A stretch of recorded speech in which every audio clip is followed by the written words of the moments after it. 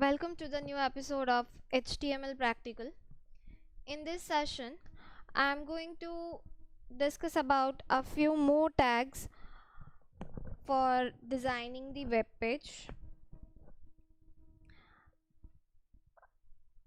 The first tag which I am going to discuss today, that is a break tag, and the break tag is known as a BR tag in terms of HTML language. So the BR tag element is used to start from the next line. This tag is the example of an empty element where you do not need opening and the closing tag, as there is nothing to go in between them. Because BR tag is used as similar to your enter key. Suppose if you want to break the line and the new line starts from the next line, the next new line, right? So we simply press enter. So the enter key does not work in on the web page, right?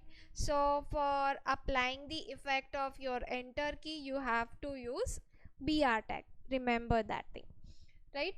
So the next tag, that is the horizontal ruler, that is HR tag. BR tag is the empty tag because there does not require to write the opening and the closing tag, but the way you have to write the tag, I mean the BR and then slash, after applying the tag, after giving the name of the tag, you have to put the slash. So that means this is the way to write the empty tag, right? And I mean it means that in this tag, because you write the name of the tag and then slash, so that comes with opening and closing tag itself, and we called it as opening empty tag, because we don't have to write anything in between the opening and the closing tag, right? No content we are going to add. So no need to write the same tag two times for opening and closing. Simply you can use the empty tag with slash at the end.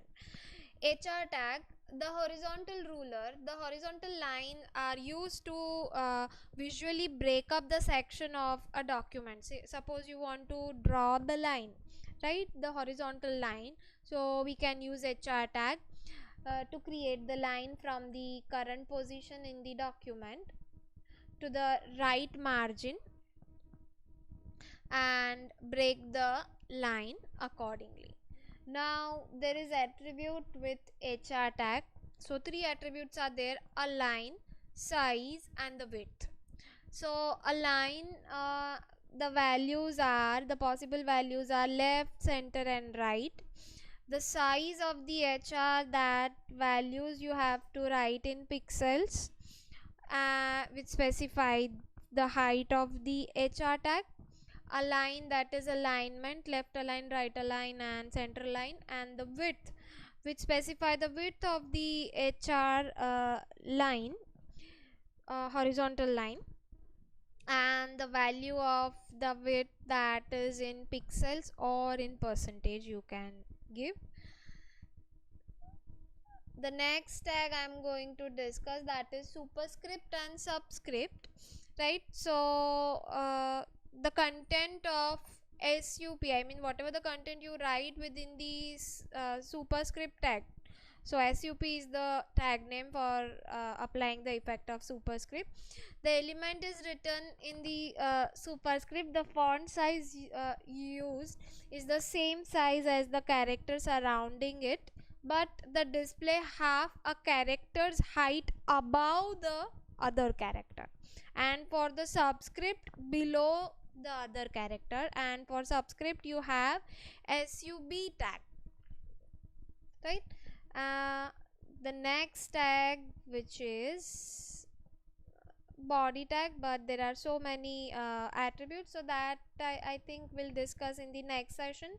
So in this session, let's see how to use br tag, hr tag, superscript tag and subscript tag. So I will open my html folder. I've already prepared the program for you. I'll just discuss that program. Sorry.